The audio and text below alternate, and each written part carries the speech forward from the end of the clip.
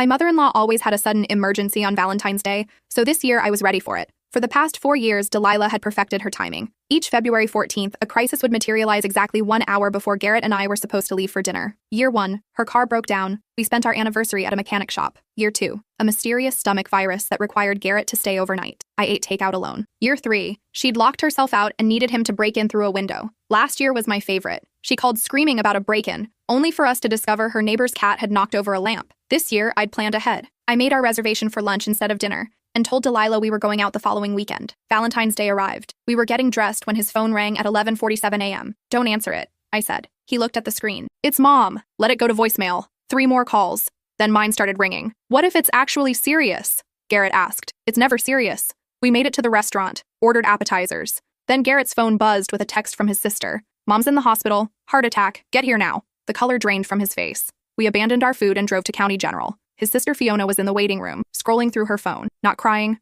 not panicking, scrolling. "Where is she?" Garrett demanded. Fiona looked up, confused. "Who? Mom, you texted she had a heart attack." "What? No, I didn't." Garrett showed her his phone. Fiona's eyes widened. "I didn't send that. I've been at brunch all morning." A nurse approached. "Are you here for Delilah? Is she okay?" Garrett asked. "She's fine." Checked herself and claiming chest pains. "All tests came back normal. She's been asking for you for the past hour." Fiona grabbed Garrett's arm. "Show me your phone." She pulled up her own messages. "I didn't text you. My last message was 3 days ago." "Then how?" "Mom has access to my iCloud," Fiona said slowly. "From when I had phone issues last year, Delilah had sent the text from Fiona's account, created a fake emergency, got herself admitted. We found her in room 237, sitting up in bed, wearing her most pitiful expression. "Oh, thank God you're here," she said. "I was so scared." "Mom?" I interrupted. Her face shifted. "We know what you did." Calculation replaced concern. "I don't know what you mean." "You sent that text from Fiona's iCloud." Delilah's eyes narrowed. "You're being paranoid." Garrett stared at his mother like he'd never seen her before. "All those years," he said quietly. "Every Valentine's Day.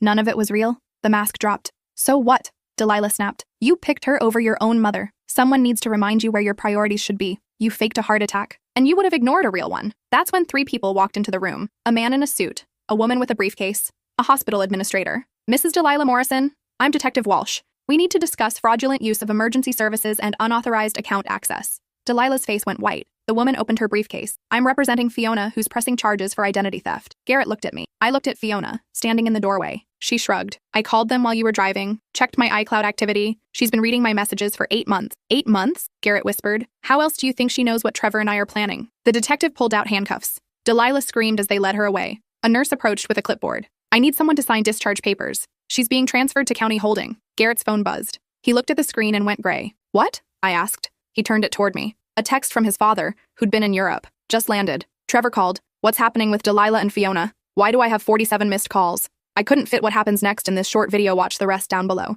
We stood in the hospital hallway, Garrett staring at his phone like it might explode. "Your dad's been in Barcelona for 3 weeks, I said slowly. "How does he know anything?" Fiona walked over, arms crossed. "Trevor called him when I said I was pressing charges. Thought Roger should know before he landed and found his wife in county jail." "This is insane," Garrett whispered. "This whole day is insane." His phone rang. Roger's name flashed on screen. "Answer it," I said. Garrett hit speaker. "Dad, what the hell is going on?" Roger's voice was rough, angry. "Trevor just told me Delilah's been arrested." "For what? Identity theft? That can't be right." "She hacked Fiona's iCloud," Garrett said. "Sent a fake text from Fiona's phone saying she'd had a heart attack, then checked herself into the hospital." Silence. "To ruin your Valentine's dinner?" "To ruin every Valentine's dinner," I said. "This is the 5th year." More silence. Then, "I need to call my lawyer." "Your lawyer?" Fiona cut in. "Dad, she committed actual crimes. Multiple crimes. She's still your mother. She's been reading my private messages for 8 months. Fiona's voice cracked. "Everything Trevor and I discussed. Our plans, our problems, our fights. She knew it all and used it against us." I heard Roger exhale. "I'm getting in a cab.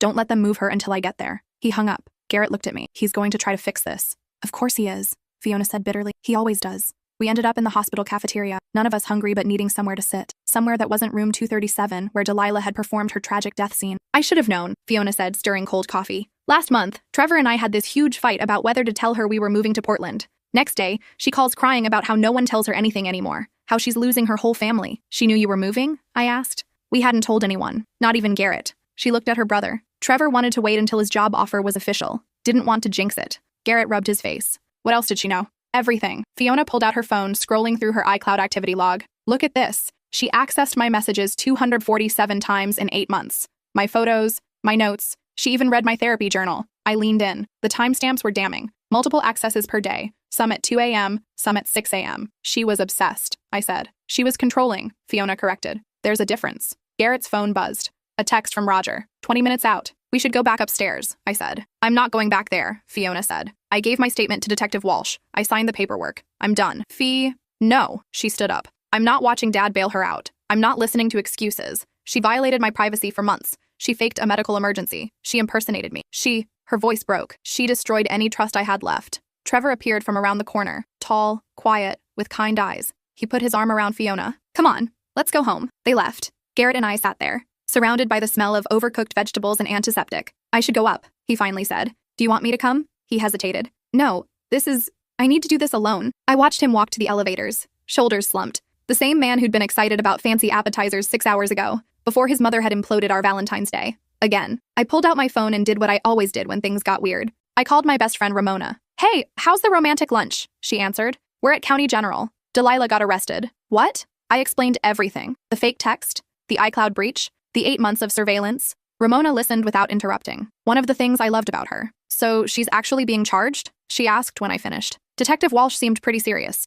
And Fiona's pressing charges for identity theft. Good. She should. Roger's on his way from the airport to fix it. Of course he is. Ramona sighed. How's Garrett taking it? He looks like someone ran over his childhood dog. His mother's a narcissist who's been sabotaging his marriage for years. He should be relieved. Should be, I agreed. But it's still his mom. Yeah. Pause. You okay? I'm sitting in a hospital cafeteria on Valentine's Day while my mother-in-law gets booked. I've had better holidays. Want me to come? I can be there in 30. No, but thanks. I'll call you later. We hung up. I bought another coffee I didn't want and tried not to think about our abandoned appetizers. Garrett came back 40 minutes later, face pale, eyes red. He's here, he said. Roger. He's with her lawyer now. Already? Called him from the cab. Some guy who handles white-collar crimes. He sat down hard. Mom's crying, saying she was scared, that she's been having panic attacks about losing us. Losing you to what? Happy marriages? He almost smiled. Almost. The lawyer says if she pays restitution and does community service, they might drop it to a misdemeanor. What about Fiona's charges? Roger's going to talk to her. Try to convince her to drop them. That's not fair. I know. He looked at me. I know it's not. But he's terrified she's going to go to jail. She should be terrified. She committed crimes.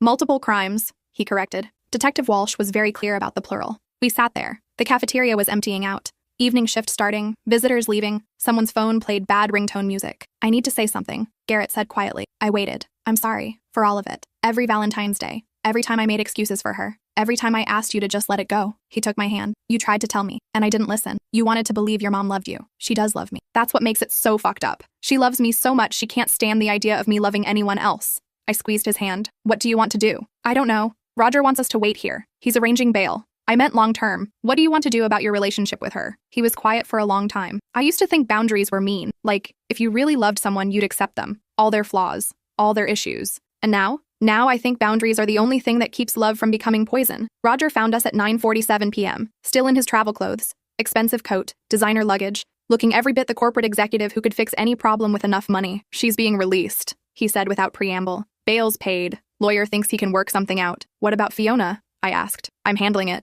She has the right to press charges. I know that. Roger's jaw tightened. But this family doesn't need to be torn apart over a misunderstanding. A misunderstanding? Garrett stood up. Dad, she hacked Fiona's phone. For 8 months. That's not a misunderstanding. That's a felony. Your mother's not well. She's been struggling since you got married. He looked at me. Not kindly. This has been hard on her. Hard on her? I felt my temper spike. I'm sorry our marriage has been such a burden. That's not what I meant. Then what did you mean? Garrett cut in. Because it sounded like you're blaming us for her choices. Roger rubbed his eyes. Jet lag and exhaustion catching up. I'm trying to keep this family together. Something you two don't seem interested in. We're interested in having healthy relationships, I said. That's different. Healthy relationships require forgiveness. Forgiveness requires accountability first. We stared at each other. Roger broke first. She wants to see you. Both of you. No, Garrett said. She's your mother. Who faked a heart attack to manipulate me? She made a mistake. She makes a mistake every year. Garrett's voice echoed. People turned to look. Every single year she sabotages us. And every single year you excuse it. I'm not excusing anything. I'm trying to manage a crisis. By sweeping it under the rug like always. Roger's face flushed. Watch your tone. Or what? You'll hack my iCloud too? The words hung there. Ugly and sharp. Roger stepped back. I'm going to pretend you didn't say that. Don't. I meant it. Garrett grabbed his coat. We're leaving. Tell Mom we'll talk when she's ready to admit what she did. Actually admit it. Not this I made a mistake bullshit. Garrett, and tell Fiona we support her. Whatever she decides. We walked out. Didn't look back. Got in the car and sat there in the parking garage. I just told my dad off, Garrett said. You did? I don't think I've ever done that before. How does it feel? He thought about it. Scary. But also, right? I started the car. Let's go home. It's still Valentine's Day. Barely. We could get takeout. That Italian place on Maple? Is it even open this late? Only one way to find out. We drove. No music. Just the sound of traffic and Garrett occasionally sighing. When we pulled up to Giuseppe's, the lights were on. A miracle. Inside, the owner recognized us. Ah, the young couple. Where have you been? I saved you the good corner table. We got delayed, I said. Delayed on Valentine's Day? That's no good. He clucked his tongue. Come. I'll make you something special. Fix this terrible day. And somehow he did. Brought us wine and bruschetta and fresh pasta with cream sauce. Didn't ask questions. Just kept the food coming and the mood light. You know what's funny? Garrett said, twirling linguine. This is the first Valentine's dinner we've actually finished in 5 years. Technically, it's Valentine's night. Close enough. He raised his glass. To boundaries. To boundaries, I echoed. We clinked glasses, ate pasta, pretended we weren't both thinking about Delilah in county jail, and Roger furious at us and Fiona's 8 months of violated privacy. Around midnight, Garrett's phone buzzed. A text from Fiona. Thank you. Trevor says hi. Love you. He showed me. She never says I love you in texts. Today was a lot. Yeah, he put his phone away. Think Giuseppe's has dessert? Only one way to find out. He did. Tiramisu, 2 spoons. We ate it slowly, making the night last, making the moment good, because tomorrow would come, and with it, consequences, decisions, hard conversations. But tonight we had tiramisu, and that felt like enough. The next morning started with 17 missed calls. Garrett's phone, my phone, both lit up like Christmas trees. Roger mostly. A few from Delilah's number. One from a number we didn't recognize. Should we listen? I asked, coffee in hand. Probably. The unknown number was Detective Walsh. Mr. Morrison, this is Detective Walsh from County General. I need you to call me regarding your mother's case. Some new information has come to light. New information. That sounded ominous. Garrett called back on speaker. Walsh answered on the first ring. Mr. Morrison, thank you for calling back. What's going on? We've been going through your sister's phone records. The iCloud breach was extensive, but that's not all we found. What else? Your mother was also accessing financial accounts through your sister's saved passwords. Specifically, a joint savings account your sister shares with her partner. My stomach dropped. What? Garrett's face went white. Financial accounts? $23,000 withdrawn over 6 months. Small amounts. $500 here. $800 there. Always just under the threshold that would trigger fraud alerts. Oh my God. Your sister filed a police report this morning. We're adding wire fraud and grand larceny to the charges. Garrett sat down. Hard. Does my dad know? He was present when your sister filed the report. And? Walsh hesitated. He tried to offer restitution immediately. Your sister declined. Good. There's one more thing. We found evidence your mother was planning to access your accounts as well. Screenshots on her computer showing your bank's login page with password reset options. I felt sick. She was trying to hack our accounts too? Appears that way. We'd like you both to come in and make statements. We drove to the police station in silence. What do you even say? Your mother-in-law wasn't just controlling. She was a criminal, actively stealing from her own children. Fiona was already there. With Trevor. With a different lawyer. Not Roger's corporate guy. Someone who specialized in family financial crimes. Hey, she said when she saw us. Fee, I'm so sorry, Garrett said. Not your fault. I should have believed you. All those times you said something felt off. You believed your mother. Most people would. She looked tired. Eyes red. Roger's been calling all morning. Offering money. Begging me to drop it. Are you going to? No. Her voice was steady. Hard. Trevor and I were saving for a house. We had almost $30,000. She took a third of it. And she was going to keep taking until there was nothing left. We'll pay you back, Garrett said. Whatever she took, that's not the point. Fiona's lawyer touched her arm. She took a breath. The point is, she chose to steal from us, from her own daughter, and I'm done protecting her from consequences. Detective Walsh came out. Ms. Morrison, Mr. Morrison, we're ready for you. We spent the next 3 hours giving statements. Yes, Delilah had access to emergency funds we'd shared in the past. No, we hadn't noticed anything suspicious. Yes, we'd change all our passwords immediately. Yes, we understood this was a criminal matter now. When we finally left, it was after 2 p.m. None of us had eaten. Trevor suggested lunch, but nobody was hungry. What happens now? I asked. Arraignment tomorrow, Fiona's lawyer said. Given the amount stolen and the premeditation, she'll likely face significant charges. Prison time? Garrett's voice cracked. Possibly, though first offenders with means often get plea deals. The lawyer's expression softened. I know this is hard, but your sister did the right thing. We walked to our cars. February wind cutting through our coats. Roger's going to lose it, Garrett said. Roger enabled this, Fiona replied. For years, every time she did something inappropriate, he'd smooth it over, pay people off, make excuses. She looked at her brother. I love Dad, but he created the situation as much as she did. What are you going to do? Trevor and I are moving to Portland as planned. Maybe sooner now. We need distance. Fee, this isn't about you, she said gently. You're not her. You didn't do this. But I can't keep living in the same city as them, always waiting for the next boundary violation, the next manipulation. I get it. She hugged him, long and tight. Call me later? Yeah. Trevor and Fiona drove away. Garrett and I stood there in the parking lot. Giuseppe's again, I suggested. Giuseppe's again, he agreed. Roger showed up at our house that night. Didn't call, didn't text, just rang the doorbell at 8:37 p.m. Garrett opened the door. Dad, we need to talk. Come in. Roger looked older than yesterday. Lines deeper, eyes haunted. He sat on our couch like he'd never seen one before. Fiona won't answer my calls, he said. Can you blame her? I'm trying to fix this. You can't fix this, I said. Not with money, not with lawyers, not with anything. She's my wife, your mother. I can't just… He stopped, started again. The financial charges. That's serious. That's prison time. She stole from her own daughter, Garrett said. What did you expect to happen? I expected family to stand together. We are standing together. With Fiona. Roger's face flushed. You're choosing your sister over your mother? I'm choosing the person who was victimized over the person who committed crimes. Yes, she's not well. She needs help, not punishment. She needs consequences, I said. There's a difference. Easy for you to say, she's not your mother. The words hung there, bitter, meant to hurt. No, I agreed. She's not. My mother respects boundaries, respects privacy, respects that I'm an adult who makes my own choices. Roger stood up. I came here hoping we could figure this out as a family. We're not a family, Garrett said quietly. Not the way you want us to be. We're a collection of people with the same DNA who've been pretending dysfunction is normal. That's not fair. It's completely fair. Mom manipulates. You enable. Fiona and I adapted by being hyper-responsible and trying to keep the peace. That's not healthy. That's not family. So what? You're done? Just like that? We're done pretending, Garrett said. There's a difference. Roger grabbed his coat, headed for the door, stopped. She's asking for you, both of you. She wants to explain. I'm sure she does. Will you at least think about it? Garrett looked at me. I shrugged. His choice. Maybe, he finally said. After the arraignment. After we see if she takes accountability. Real accountability. Not the performance she's so good at. Roger left. We listened to his car start. Listened to him drive away. Giuseppe's? Garrett asked. We can't keep eating Giuseppe's every night. Why not? It's our tradition now. Valentine's catastrophe tradition. I laughed. Couldn't help it. Fine. Giuseppe's.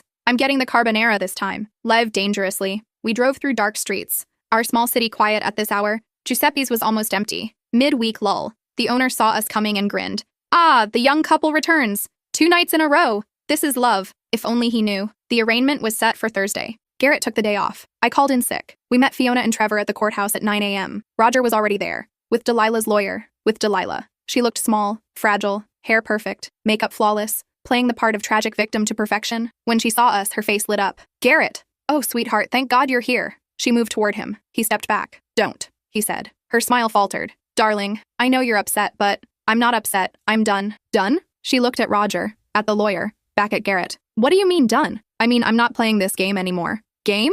This isn't a game. I'm your mother. You're a woman who stole $23,000 from my sister, who hacked her phone, who's been manipulating us for years. His voice stayed level, calm, more devastating than shouting. And I'm done. Delilah's eyes filled with tears. Real ones or performed ones? Impossible to tell anymore. How can you say that after everything I've done for you? What have you done? Besides sabotage every relationship I've tried to build? I protected you. From what? Happiness? The lawyer touched Delilah's arm. Mrs. Morrison, perhaps we should go inside. No. She turned to Fiona. This is all your fault. Turning your brother against me. You always were jealous. Don't. Trevor stepped between them. Tall, solid, protective. Don't talk to her. Delilah looked shocked. Like servants weren't supposed to speak. Excuse me? You heard me. Don't talk to Fiona. Don't look at her. Don't contact her ever again. You can't tell me. I absolutely can. Trevor's voice stayed soft. Polite even. But there was steel underneath. You violated her privacy. Stole her money. And now you're playing victim. It's disgusting. Roger moved forward. Now, wait just a minute. No. Fiona's voice cut through.